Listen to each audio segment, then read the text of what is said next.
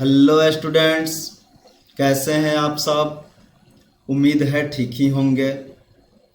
आज का टॉपिक है प्रॉपर्टीज ऑफ चार्ज, आवेश के गुण। इसमें हम लोग देखेंगे कि आवेश के कौन कौन से गुण होते हैं, प्रॉपर्टीज होती हैं। पहला है charge like mass is a fundamental and intrinsic property of matter. द्रव्यमान की तरह ही आवेश किसी द्रव्य की मौलिक गुण है। अब आप कहेंगे कि सर द्रव्य क्या है, तो बाबू मेरे, द्रव्य को आप ऐसे समझ सकते हैं, सृष्टि में पाई जाने वाली कोई भी वस्तु या पदार्थ जिसमें स्थान घेरने की क्षमता हो तथा जिसका कोई भार हो, द्रव्य कहलाती है। मनुष्य अपनी ज्ञानेंद्रियों द्वारा द्रव्य की उपस्थिति को महसूस कर सकता है। द्रव्य में वे सभी पदार्थ या तत्व सम्मिलित किए जाते हैं जिनका या तो एक निश्चित आकार हो, या जिनका घनत्व निश्चित हो, या जिनका आयतन निश्चित हो, या जिनका आकार, घनत्व व आयतन तीनों ही निश्चित हो, द्रव्य कहलाते हैं। आकार निश्चित हो, आयतन निश्चित हो, या घनत्व निश्चित हो, या तीनों के तीनों ही निश्चित हो, उसे क्या कहते हैं, द्रव्य कहते हैं। और किसी वस्तु में पाए जाने वाले पदार्थ की मात्रा को उस वस्तु का द्रव्यमान कहा जाता है, और यह कभी भी शून्य नहीं होता है।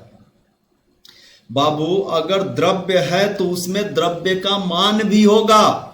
बिना द्रव्यमान के द्रव्य की कोई अस्तित्व नहीं है। और इस तरह से हमने देखा कि द्रव्यमान द्रव्य का मौलिक गुण है, ठीक उसी तरह आवेश भी किसी द्रव्य की क्या है, मौलिक गुण है। अब बात करें सेकेंड प्रॉपर्टीज की, तो आपके दिमाग में ये प्रश्न उठता होगा कि चार्ज कैसी क्वांटिटी है। तो बाबू, चार्ज जो होती है वह स्केलर क्वांटिटी होती है। Charge is a scalar quantity. यह एक अदिश राशि है। अ मीन्स नहीं, दिस मीन्स दिशा, जिसमें दिशा नहीं हो, अर्थात जो प्रॉपरली अपने मैग्नीट्यूड द्वारा व्यक्त किए जा सकें, बताए जा सकें, वो क्या होते हैं, अदिश होते हैं। तो चार्ज भी क्या होती है, अदिश होती है। पूरब पश्चिम उत्तर दक्षिण से कोई मतलब नहीं है।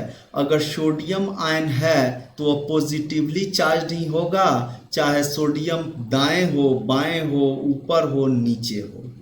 और क्लोरीन निगेटिवली चार्ज ही होगी, और दोनों मिलकर के NaCl का फॉर्मेशन कर लेंगे। चाहे बाएं क्लोरीन हो और दाएं सोडियम हो, चाहे दाएं सोडियम हो और बाएं क्लोरीन हो, कोई फर्क नहीं पड़ता। दाएं बाएं, ऊपर नीचे, कोई फर्क नहीं पड़ता। अर्थात इसमें दिशा का कोई जिक्र नहीं होती।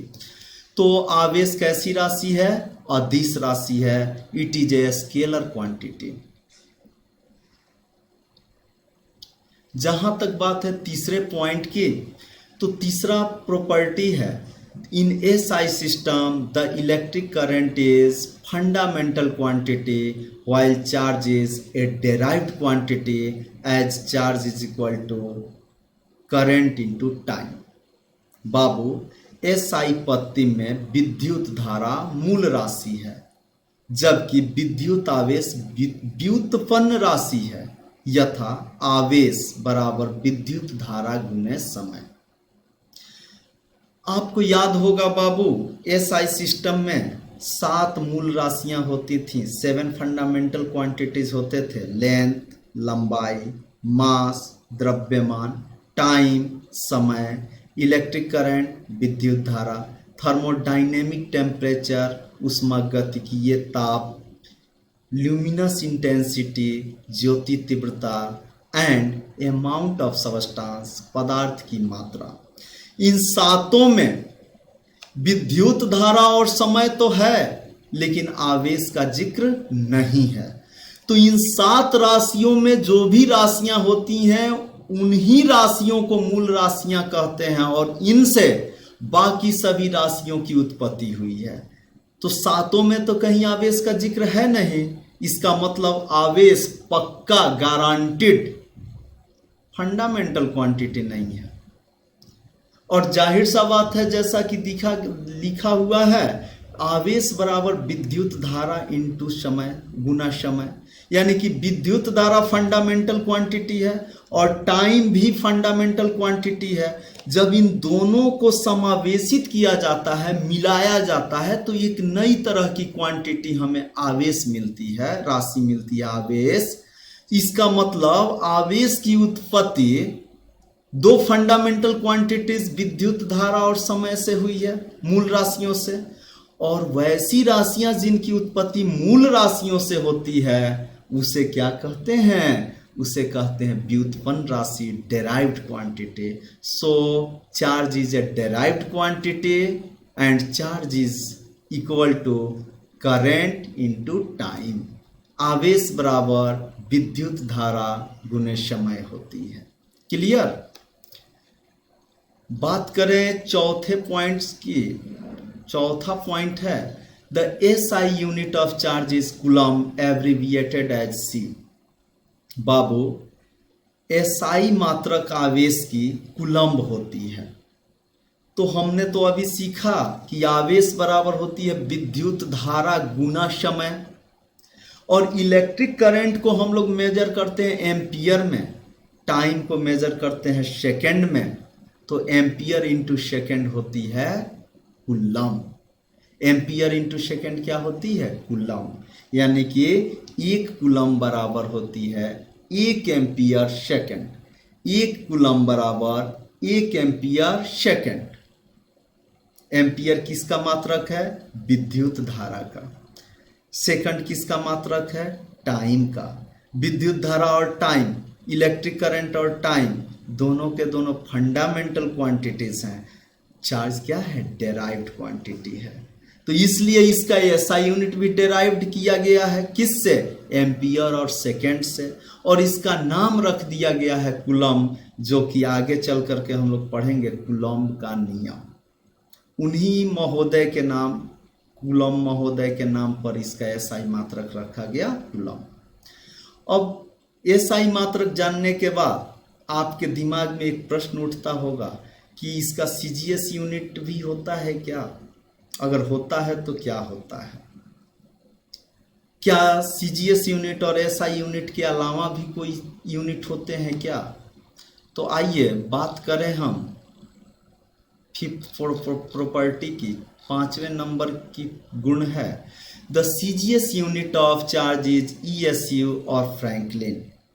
बाबू, आवेश की CGS मात्रक ESU या फ्रैंकलिन होती है। ESU को ही हम लोग फ्रैंकलिन कहते हैं। अब आप सोचेंगे कि E क्या है, ESU क्या है? तो बाबू मेरे, ESU यहां देखिए, E से होता है इलेक्ट्रो, S से होती है स्टैटिक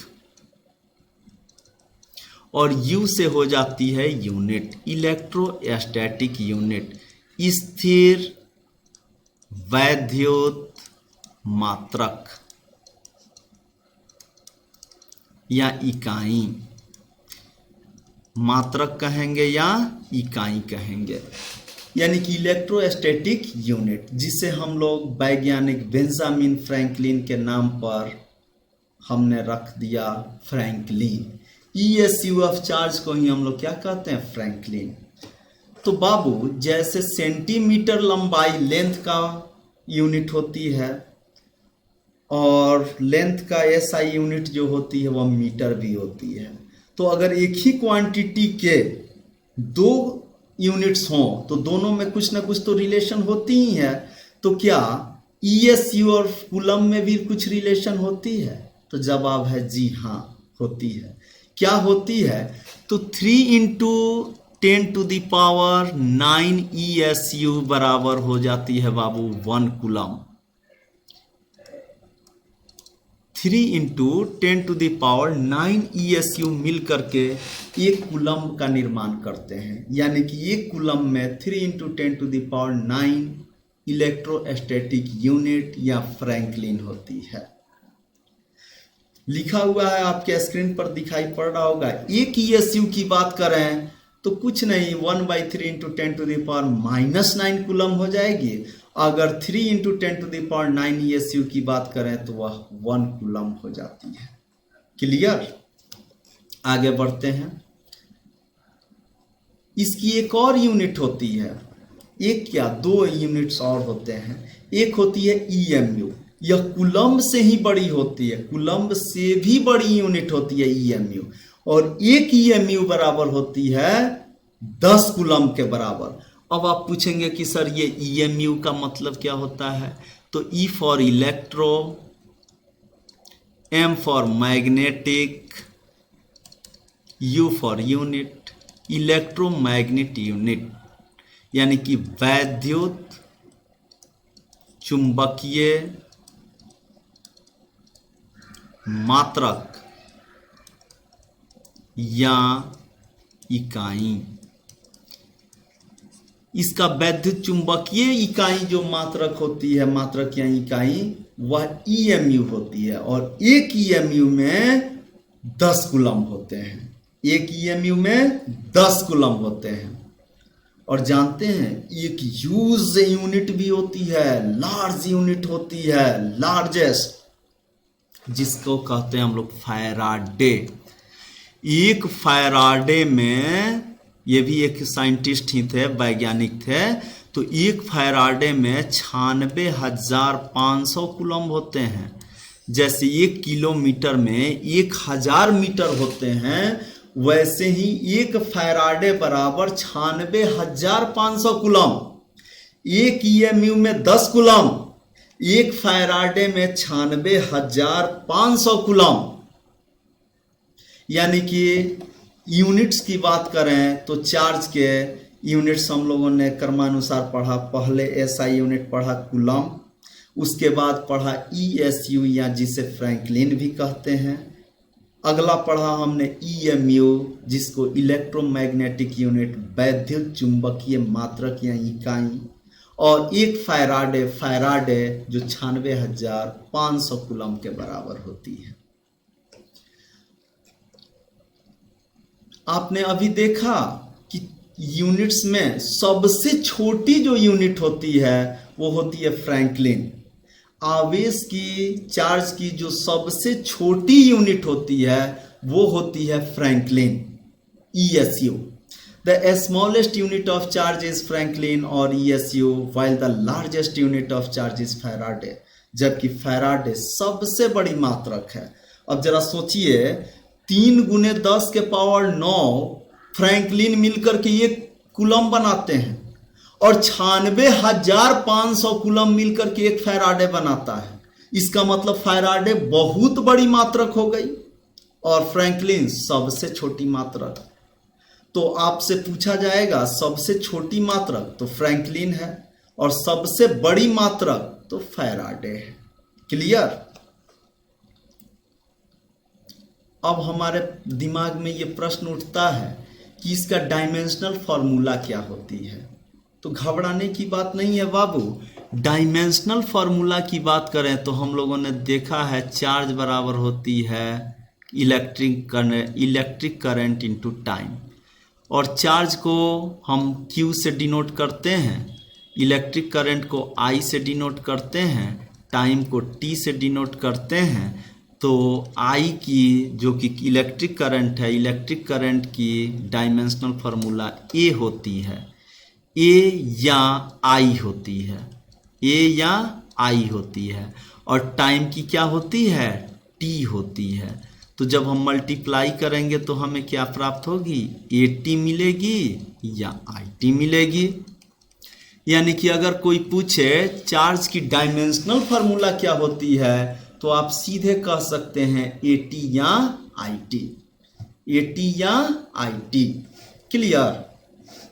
चार्ज की डायमेंशनल फार्मूला क्या होती है? AT या IT। और हम लोगों ने देखा है कि चार्ज को क्या चीज़ से डिनोट करते हैं, तो बाबू चार्ज को कैपिटल या स्मॉल क्यू से डिनोट करते हैं।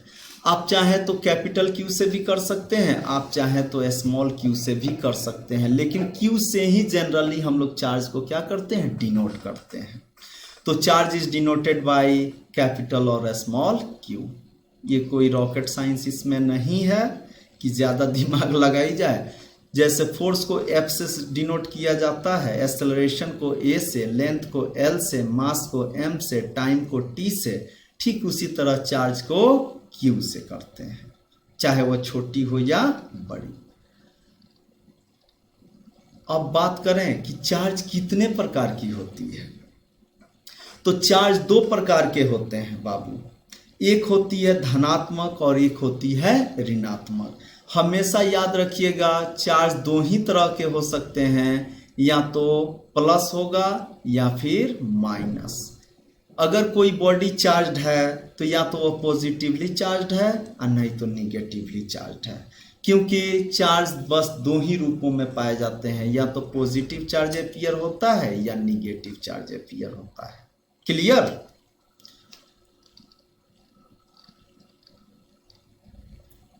अब किसको पॉजिटिव और किसको निगेटिव कहा जाए, तो बाबू प्रोटॉन के चार्ज को हम लोग पॉजिटिव कहते हैं और इलेक्ट्रॉन के चार्ज को हम लोग निगेटिव कहते हैं। नो डाउट प्रोटॉन पर की जो चार्ज होती है वह 1.6 इंटू 10 की पावर -19 कूलम होती है, और इलेक्ट्रॉन की चार्ज को हम लोग निगेटिव मानते हैं और इस पर होती है बाबू -1.6 इंटू 10 की पावर -19 कूलम।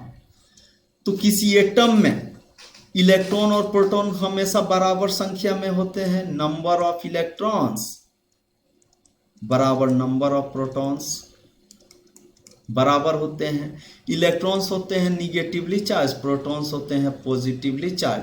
जब दोनों को ऐड करते हैं तो हो जाता है 0, इसका मतलब न्यूट्रल।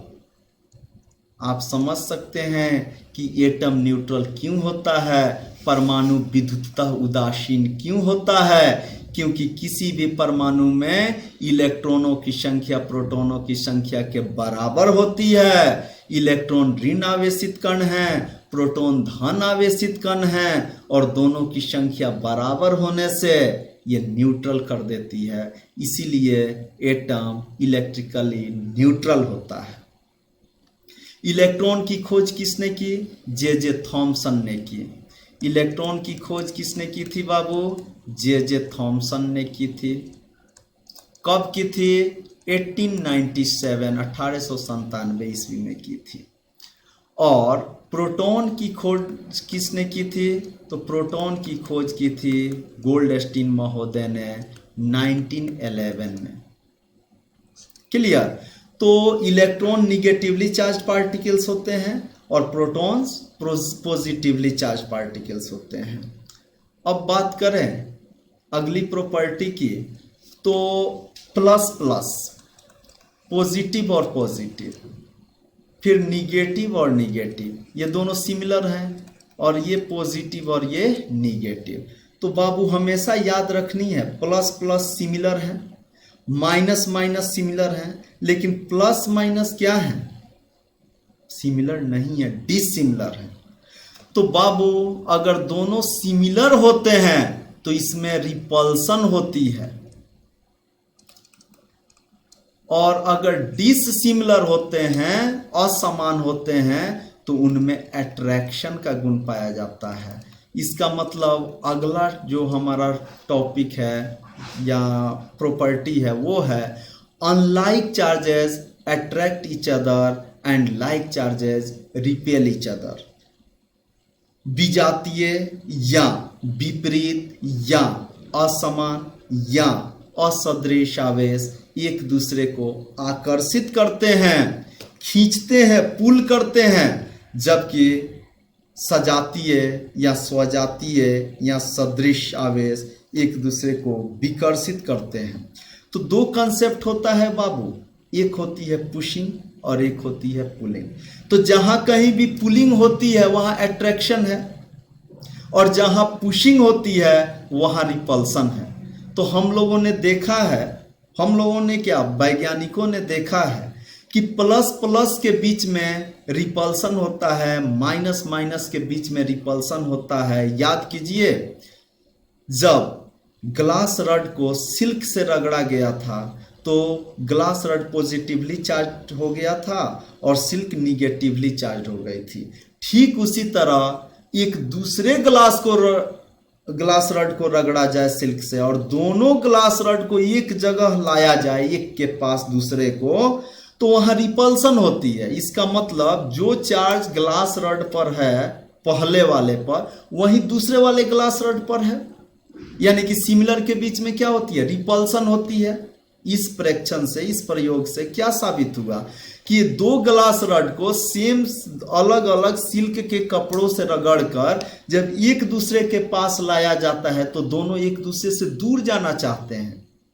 इसका सीधा सा तात्पर्य है कि ग्लास रड चाहे जितना बार अलग अलग 2, 10, 20, 50 ग्लास रड अलग अलग सिल्क के कपड़े से रगड़े जाएं तो सब पर सेम प्रकृति का, सेम नेचर का चार्ज एपियर होगा। और वह सेम नेचर का जो एपियर हुआ उनके बीच में क्या हुआ, रिपल्सन हुआ।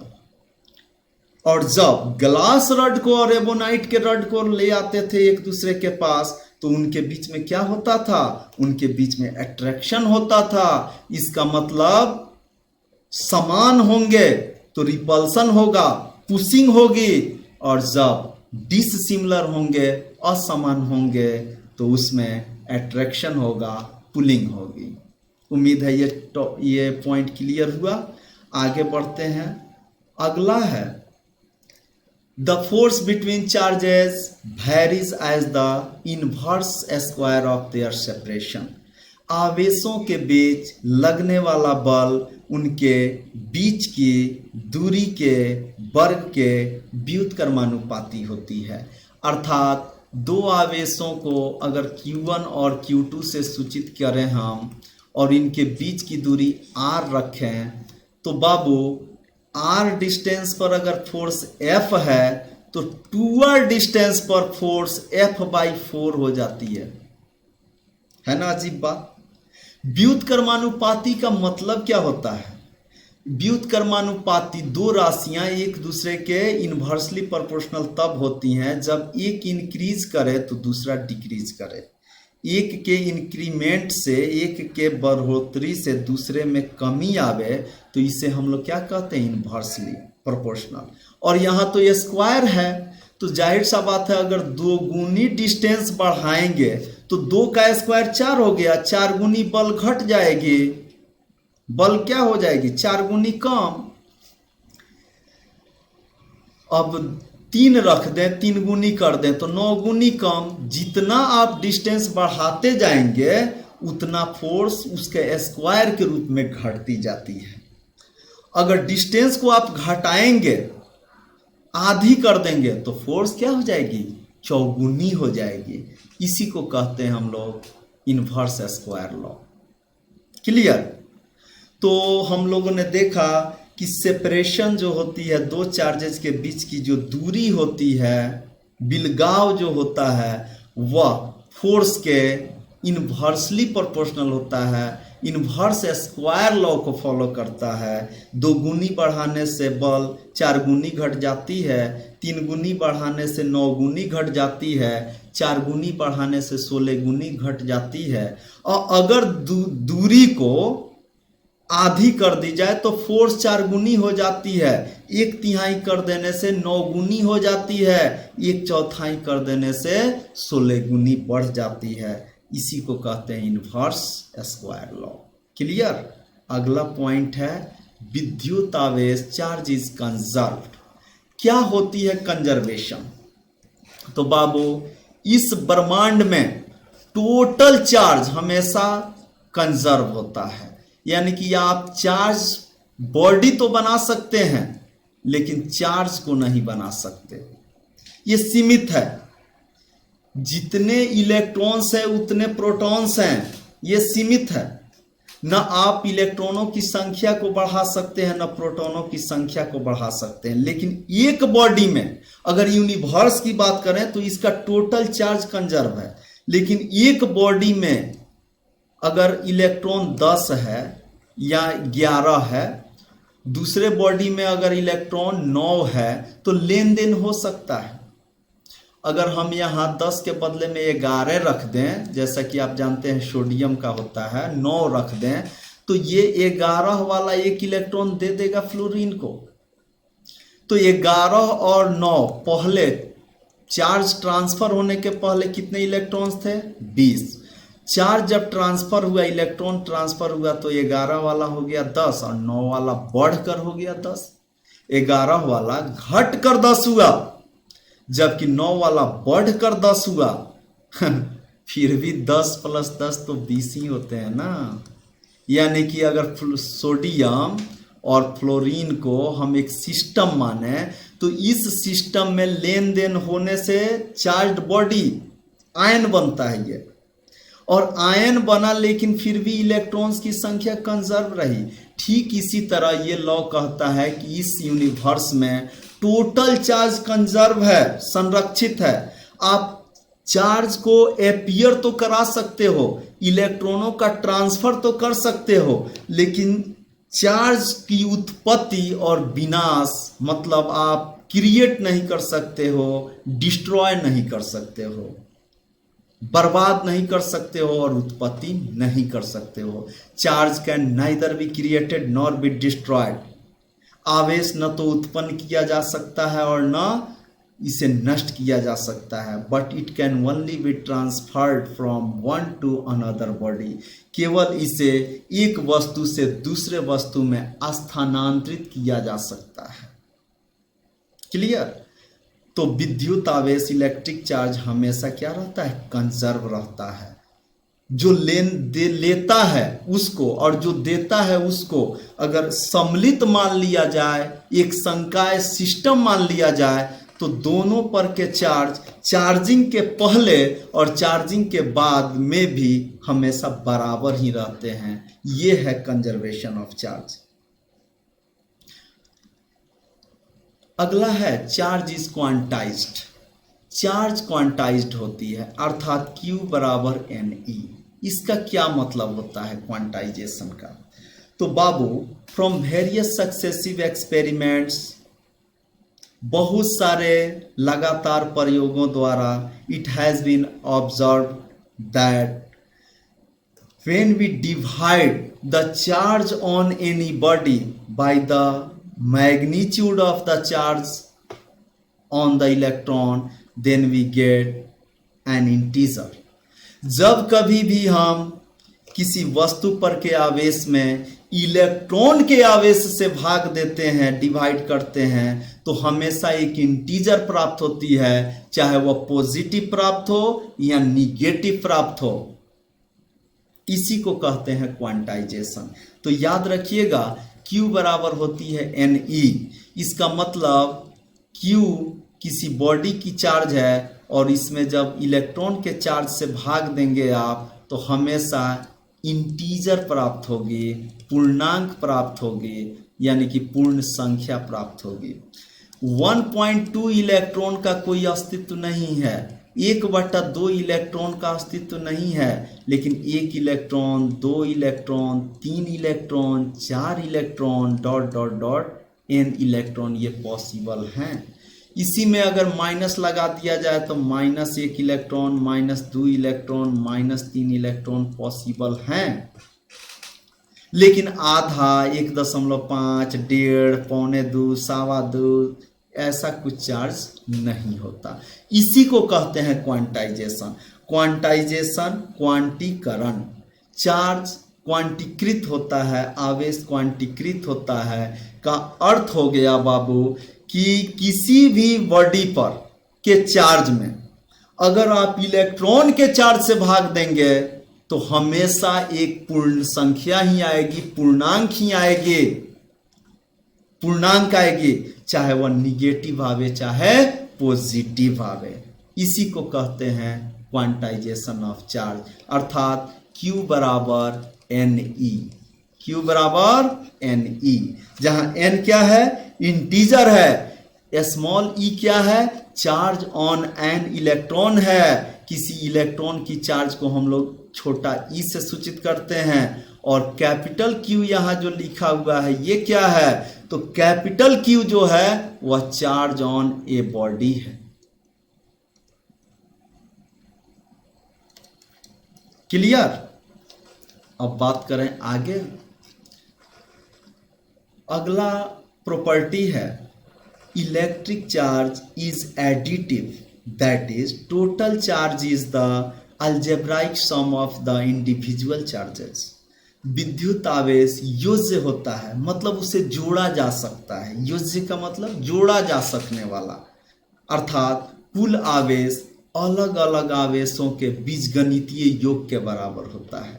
जैसे मान लीजिए बाबू यहाँ पर चार्ज Q1 है, इस दूसरे बॉडी पर चार्ज -Q2 है, तीसरे बॉडी पर चार्ज Q3 है, चौथे बॉडी पर चार्ज Q4 है, और इनको सम्मिलित रूप से पूछा जाए कि सभी को एक सिस्टम मान लें और इस सिस्टम का नेट चार्ज क्या है, तो बाबू मेरे टोटल चार्ज, जैसे भेड़ बकरियां जोड़ी जाती हैं वैसे ही आप चार्ज को भी जोड़ सकते हैं। जैसे देखिए यहाँ Q1 पॉजिटिव है, Q2 निगेटिव है, Q3 पॉजिटिव है, Q4 पॉजिटिव है। जो पॉजिटिव है सो, निगेटिव है सो, कोई फर्क नहीं पड़ता, सबको जोड़ दीजिए। अगर मान लीजिए Q1 का मान 5 कूलम है, Q1 का मान, Q2 का मान 2 कूलम है, Q3 का मान 1 कूलम है, Q4 का मान 4 कूलम है, तो प्लस प्लस 5 1 6 4 10 हुआ, 10 में से -2 घटा लीजिए, बराबर हो जाएगा 8 कूलम। इसका मतलब चार्ज को साधारण बीजगणितीय योग के नियम से जोड़ा जाता है। साधारण बीजगणितीय नियम कोई बहुत बड़ा नियम नहीं है, जैसे 2 भेड़ और 3 भेड़ बराबर 5 भेड़, उसी तरह ये 2 कूलम प्लस 3 कूलम 5 कूलम होते हैं, 5 कूलम -2 कूलम 3 कूलम होते हैं। क्लियर, यही कहता है। अगला है electric charge is invariant as it does not depend on the motion of the charge body और द ऑब्जर्वर। बाबू ये हम लोगों का लास्ट प्रॉपर्टी है। अगर वीडियो अच्छा लगा हो तो लाइक कर दीजिएगा, शेयर कर दीजिएगा, नहीं तो कोई बात नहीं है। अच्छा लगे तो लाइक शेयर कर दीजिएगा, सब्सक्राइब कर लीजिएगा, अन्यथा अगर सब्सक्राइब किए हो तो कोई बात नहीं, लाइक कर दीजिएगा अच्छा लगे तब। अंतिम प्रॉपर्टी है विद्युत आवेश निश्चर होता है क्योंकि यह आवेशित वस्तु या प्रेक्षक की गति पर निर्भर नहीं करता है। Electric charge is invariant as it does not depend on the motion of the charge body और द ऑब्जर्वर। बाबू इलेक्ट्रिक चार्ज वैरी नहीं करता, कब? जब यह रेस्ट में रहे, रेस्ट से मोशन में आ जाए या मोशन से रेस्ट में आ जाए तब। जैसे टेबल आपके जो पढ़ रहे होंगे जिस टेबल पर, उस पर रखा हुआ है 2 कूलम का चार्ज। आपके भैया आए और उस बॉडी को, जिस बॉडी पर 2 कूलम का चार्ज है, उसको लेकर के ट्रेन से दिल्ली चले गए, दिल्ली चले गए। अब दिल्ली गए तो चार्ज ट्रेन से होकर के गए हैं, तो ट्रेन तो गतिमान थी, मोशन में थी, तो क्या चार्ज पर कोई प्रभाव पड़ेगा? तो कहता है नहीं, आप ट्रेन से जाइए कोई फर्क नहीं पड़ता। अगर किसी के भैया एरोप्लेन से चले जाएं तो भी कोई फर्क नहीं पड़ता। रॉकेट में रख दिया जाए और उसको चांद पर भेज दिया जाए तब भी कोई फर्क नहीं पड़ता। अगर आपको चार्ज को यहां रख दो और खुद ही दूसरे जगह चले जाओ तब भी ये चार्ज 2 कूलम ही रहती है। मतलब आपके या चार्ज के मोशन से चार्ज के मैग्नीट्यूड पर कोई प्रभाव नहीं पड़ता। यही है अंतिम property, electric charge is invariant as it does not depend on the motion of the charge body और द ऑब्जर्वर। विद्युत आवेश निश्चर होता है। चर का मतलब होता है बदलने वाला, निश्चर जो नहीं बदलती है, क्योंकि यह आवेशित वस्तु या प्रेक्षक के गति पर निर्भर नहीं करता। आवेशित वस्तु या प्रेक्षक के गति पर निर्भर नहीं करता, चाहे वह विराम में रहे या गतिमान रहे या त्वरित गति करे या एक समान गति करे। आवेश 2 कूलम्ब है। अगर गेंद पर आपने 2 कूलम्ब के चार्ज को या 2 माइक्रो कूलम्ब के चार्ज को आप फेंकोगे तो फेंकने से भी 2 कूलम्ब ही रहेगा। और एक बात बता देते हैं आपको, कूलम्ब जो होती है वह आवेश की बहुत बड़ी मात्रक होती है, इसलिए हम लोग generally milli coulomb, micro coulomb, nano coulomb इत्यादि का प्रयोग करते हैं। तो 1 मिली कूलम्ब बराबर होती है 10⁻³ कूलम्ब, 1 माइक्रो कूलम्ब होती है 10⁻⁻6 कूलम्ब, 1 नैनो कूलम्ब होती है 10⁻⁹ कूलम्ब। क्लियर। और जनरली आपको माइक्रो, मिली या नैनो में ही चार्ज मिलेगा। जानते हैं 1 कूलम्ब चार्ज को 18वां नंबर हम प्रॉपर्टीज को कर देते हैं। 1 कूलम्ब के चार्ज को उत्पन्न करने के लिए 6.25 × 10⁻18 इलेक्ट्रॉन्स को रिमूव करना होता है। या तो आप ट्रांसफर कीजिए 6.25 × 10⁻18 इलेक्ट्रॉन्स को ट्रांसफर करने से 1 कूलम्ब चार्ज की उत्पत्ति होती है। ये ह्यूज अमाउंट है बाबू। अगर कोई बॉडी 1 कूलम्ब से पॉजिटिवली चार्ज होती है, इसका मतलब उस बॉडी ने 6.25 × 10⁻18 इलेक्ट्रॉन्स को लूज किया है। और दूसरा वस्तु जो -1 कूलम्ब के चार्ज से चार्ज है, उसने 6.25 × 10⁻18 इलेक्ट्रॉन्स को प्राप्त किया है, ग्रहण किया है। तो ये 6.25 × 10⁻18 ह्यूज नंबर ऑफ इलेक्ट्रॉन्स हो गया। तो जाहिर सा बात है इतनी बड़ी राशि, इतनी बड़ी मात्रा चार्ज की नहीं पाई जाती है, इसीलिए हम लोग नैनो, मिली, माइक्रो कूलम्ब की चर्चा करते हैं। क्लियर। अब ये वीडियो यहीं तक लास्ट होता है। उम्मीद है समझ में आया होगा। Thank you.